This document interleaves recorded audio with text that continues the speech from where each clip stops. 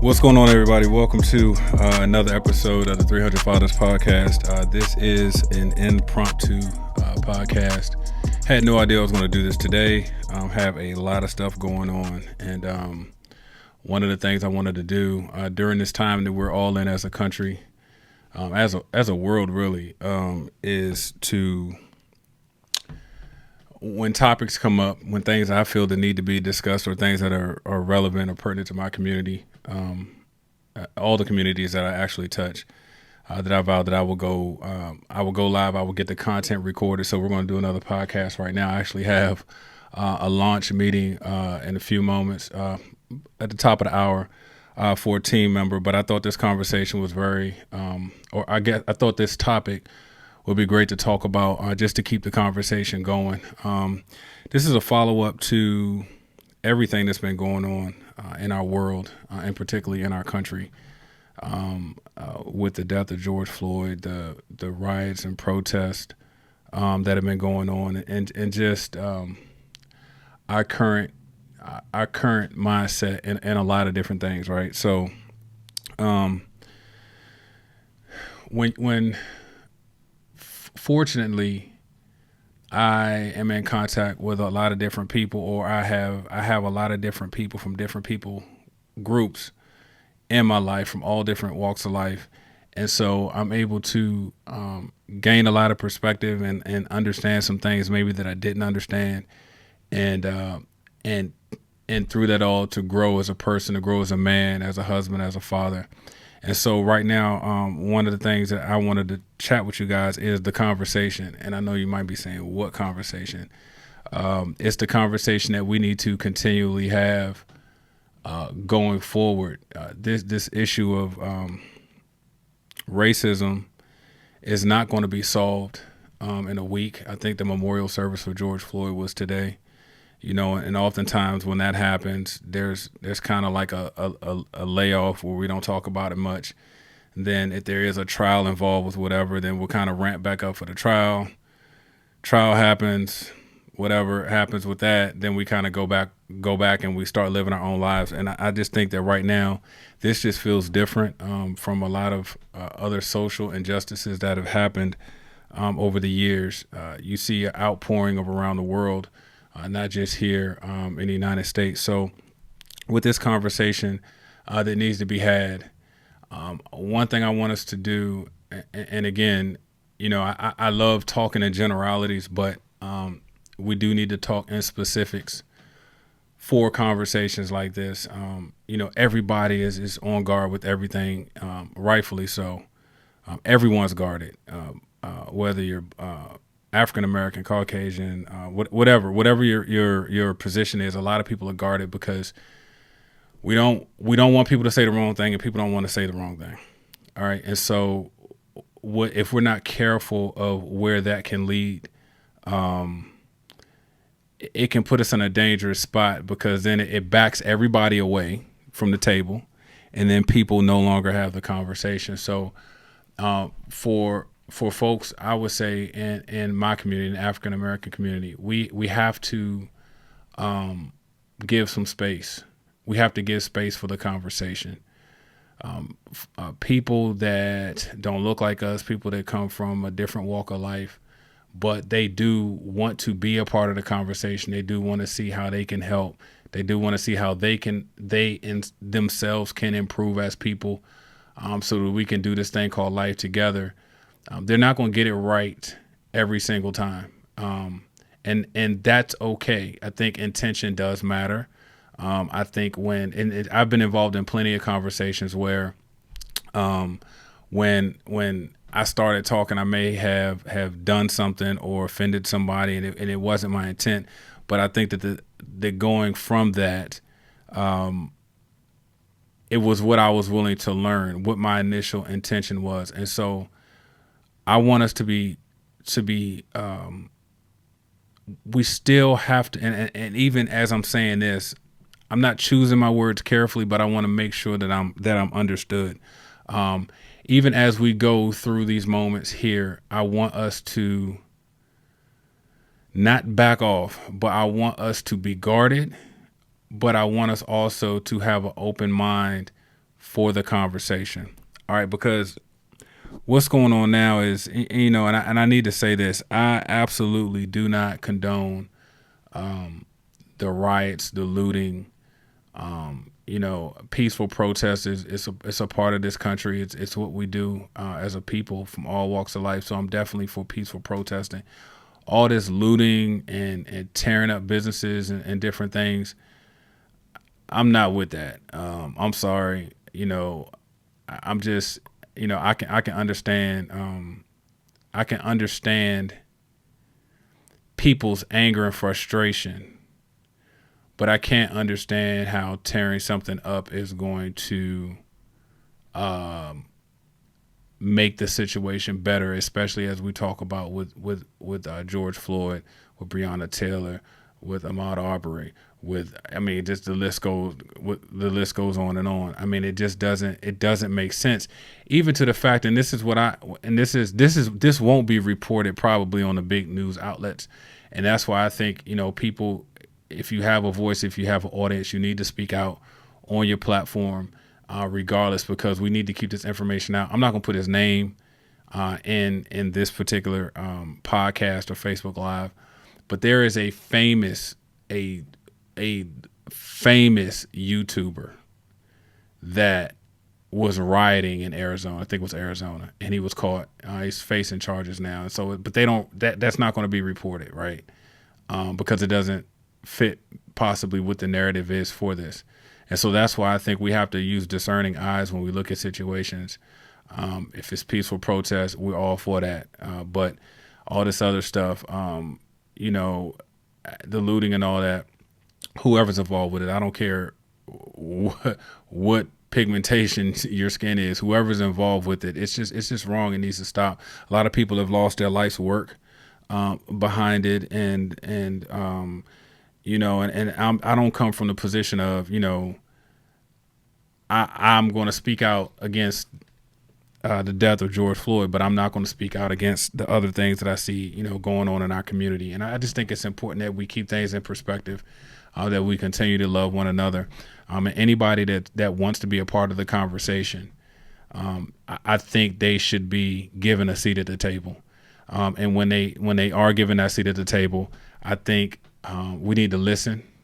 We need to, if they say something that may be, hey, look, I hear what you're saying, but that doesn't fly in our culture. We need to be able to voice that. We need to be able to let them know, hey, look, I just want to let you know when you say this is how it's interpreted, and then put them in the position where they can say, oh, I didn't mean that, or yeah, I did mean that. Hey, Shannon, how you doing? Shannon's comment, she says, I'm standing with you. Prayer for change to come in America. Absolutely. Hope you and your family are doing well. Jackie Armstrong said people need the freedom to make mistakes. Absolutely. That's the only way that this narrative, this conversation moves forward. This country is in a really bad place right now. And I'm not getting political. I'm not getting, it's just, I believe in cause and effect, right? I've always been one of those people, and some people call it karma, some people call it different things, but I believe in cause and effects. I believe, it's just me. You guys know I'm a believer. It's certain things that I just believe in. Like, this weather makes no sense right now compared to the weather that we've had over the last several years. I mean, I was telling Kelly the other day, I said, man, this really feels like we may have a decent winter coming up. The weather's been, the atmosphere has been changing. Water's been clearing up. There's been so much that's going on, and we always tend to look at the negative. But in some places, and even scientists have talked about, the earth has actually been healing itself during this pandemic, where we haven't been, killing our natural resources and everything like that. And I'm not going to go too far off topic. But I do want us to just be mindful of everything that we're doing. Everything that we say has impact on someone. It may be one or two people. It may be thousands or millions of people. But everything that we say on social media, everything that we do, it's meant, we're putting it on platforms where it's meant to be shared. So we need to be mindful of that. And I'm going to say this. If someone, intention is everything. if someone says something and it might not be okay, look, this is what it means. Like I said, interpretation is everything. If someone says something to you or I say something to someone else, I'm expecting them, and I hope they're expecting me to say, hey, look, I hear what you're saying, but this is how that made me feel, or this is how I interpreted it. And then it puts the onus on them to say, oh, wait, look, I didn't mean that at all. This is how I meant to come. Because if we don't give people the room to make adjustments, like I said, everybody's coming to the table now. If we don't give people room to talk and be mature and have mature conversations, then what's going to happen is people are going to get frustrated. They're going to back away. And you're going to think, one, this person's insensitive. And then the other side of the table, they're going to think, well, I don't want to say the wrong thing because everything I said seems to be wrong. So I don't want to be a part of this. And then we go to our corners again and we end up right back where we started. This time is different. Anybody in our community, this time feels different.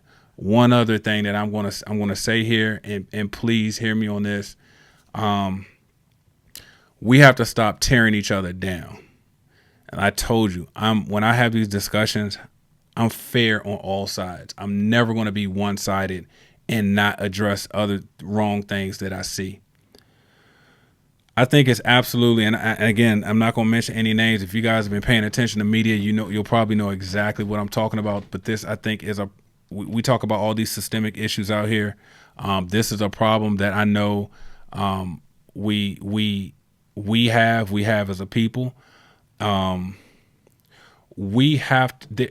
Love is supposed to cover all, right? So if you say I love my people, or I love humanity, or I love whatever, love is supposed to cover all. We are in this society, and I get it. People that are on the other side or really have malintentions, I expect that from them. But within our community, I don't care what community, and I don't care if you are African American, I don't care if you're Caucasian, I don't care if you're Latino, I don't care. I expect the community should watch over its own community. Now, people are out here with Mr. George Floyd saying, oh, well, at the time of his arrest, this is what was going on with him, or he was doing this, or they found out that this, or back in the day he did this. That has absolutely nothing to do with the outcome of what happened to him. But we paint these pictures because we always try to discredit the person, right? And for those of you that don't know, in our community we call that crabs in a barrel. You can't get out because you're constantly fighting and pulling on each other to stay in. Oh no, you're getting higher than me, I'm gonna pull you back down. We have to stop that. Like, and I'm only speaking for my community. I don't know if this happens in other communities or not, but we have to get to the point where, you know what, this guy, he has some stuff going on with him. I'm going to cover him right now. I'm not saying if you see somebody out doing something wrong, you help them or you act like they're not doing anything wrong. But if something happens to somebody and we're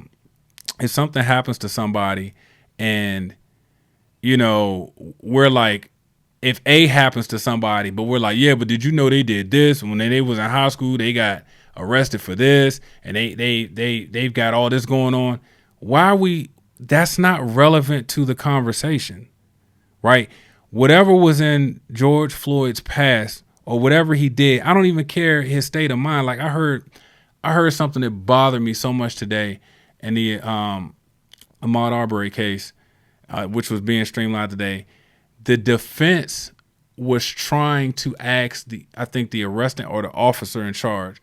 He was trying to ask the officer, was he aware that Ahmaud possibly had any mental health issues in the past? And the officer was kind of like, we had conversations about that, but I didn't feel that was relevant to what happened. Yeah, but what they're saying is, do you know if he was receiving treatment at the time that he was murdered? Or do you know, because they were trying to make that somehow play into the fact that the man was killed, right? So we're in a position where you have challenges, you have things that you're dealing with, but now we want to argue with that. Let's just call it what it is. With George Floyd, they're saying, oh, well, he has some type of substance in his body. So because he had that substance in his body, now we're blaming him for getting killed? We're blaming him for him dying. Like, oh well, he had a heart condition, or he had, this going on with his body. No, he had a knee on his neck for 9 minutes. All right, let's just cut to the chase. But sadly, I've seen people outside of our community, and I've seen people inside of our community do those same things. Or we tear down to try to justify something that we feel happened. Oh yeah, but here's a statement, and you guys can go look it up. I don't like the fact, I don't support George Floyd, and I hope his family gets justice. I hope the police officers that did what they did get justice. But he's being painted as a hero, and George Floyd was no hero, and here's why. And then they go down the list of boom, boom, boom, boom, boom, things that happened prior to him dying. And I'm sitting up here like, are you really doing this on social media to your own folks, right? And so I just want everybody to know, keep the conversations going. I'm gonna be fair across the board. I'm not gonna be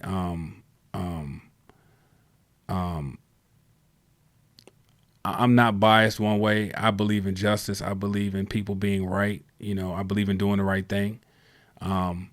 If it's almost like, moms used to tell, the brothers, hey, if you go out here in the street and something happens, I don't care what your brother does, you stick up for your brother and you defend him out there.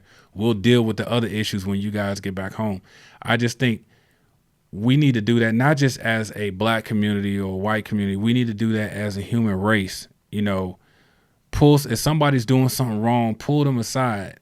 Hey, how you feel about this? Or could you have done that better? Whatever. But that takes maturity on both parts, because the other person has to be willing. The other person has to be willing to hear it. Sarah says, yes, if I say something offensive, don't come at me, educate me. Absolutely, Sarah. Shannon said, amen. I've had some beautiful conversations with my black brothers and sisters in my church, and they've educated me in so many things. I think there is truly an ignorance out there from the white community, truly not understanding the depth. I've loved having these conversations, so thankful for the genuine openness. So I can say already change is happening. Have awkward conversations and give grace. Absolutely. Shannon, in our school, we had a pretty diverse school. We both graduated from the same high school. We had a pretty diverse school, and so I've been really fortunate to be here in this area, and it's like I said before, it's kind of like a melting pot. So you see all kinds of experiences, but you still, when I was riding motorcycles, some of my friends, we would go for rides, and they want to go to Virginia, and I would say, man, look, I'm not crossing the bridge, because, and this is the truth, Troy, why didn't you want to cross the bridge and ride in Virginia? Because I've been followed on my motorcycle several times. No, at least twice. One time I was followed for 20 minutes going to work. I used to work early shifts. So I had to be to work at 6. So I had to go to Chantilly one day, and I was taking 495 to 66. And when I was getting off of 495, the police followed me all the way up 66. And it was to the point where it was like, I'm doing less than the speed limit in the right lane, and he's behind me. And I think this is just some of the things that, we deal with, and I heard somebody say today, when we get pulled over, even if we don't feel like we're doing anything crazy, unfortunately, as a black man in this country, when you get pulled over, you get tense. Like you just don't know. Excuse me. But I've always said, I believe every community should be policed by their own. Not for any perks or privileges, just because I think there's a level of understanding when you have that, but I also think that you should have other people in that community as well. I'm not saying that we should only be policed by our own, but we should make sure that there's a good mixture so there can be understanding. So, look, I hope everybody. I hope this message was clear. I hope that this conversation continues. Our 300 Fathers platform has taken a little shift. Excuse me. Our 300 Fathers platform has taken a little shift, and although we're still going to be putting out content about fatherhood, we've also always thought that homes need fathers as leaders, our communities need fathers as leaders, and that kind of leads into what we're doing now. Not going to be a news outlet or anything like that, but we're going to have conversations that I think are relevant for all communities, because I think we all have to understand where we're coming from. So with that said, on this coming Monday, June 8th, I want to invite everyone to visit or to view a live podcast recording I'm doing. It's going to be broadcast live on the 300 Fathers Facebook page. So if you hear this on a podcast, or you're watching this live, or you watch it on repeat on Facebook, go to 300 Fathers, the number 300, go to 300 Fathers, like and follow that page. Monday, June 8th, 2020 at 11 a.m., I'm going to be doing a live interview with Pastor Tyon Horn from Renewed Mind Worship Center in Baltimore, Maryland. We're going to be talking, the subject of the conversation is going to be coloring outside of the lines. All right, coloring outside of the lines. We're going to have an open conversation and just kick some things and volley some things back and forth, because I want to get his perspective as a minister. I want to get, especially particularly him, because he's in the Baltimore area, and there have been so many things said that have been true, and so many things from leadership that have been said untrue about that particular area. So I want him to come in and give some insight on that. So join us on Monday for that interview. I'm looking forward to keep bringing you guys content. This is something that is truly my passion, something that I enjoy. And so we're going to keep pushing the needle forward until we get to the point where mankind is living as it should, and that we're having the conversations that we should, so that we can love each other as we should. All right, be sure to follow us everywhere at 300 Fathers, the number 300, the word Fathers. You can find us on Instagram, Facebook, Twitter, YouTube. Until the next conversation, you guys take care. God bless.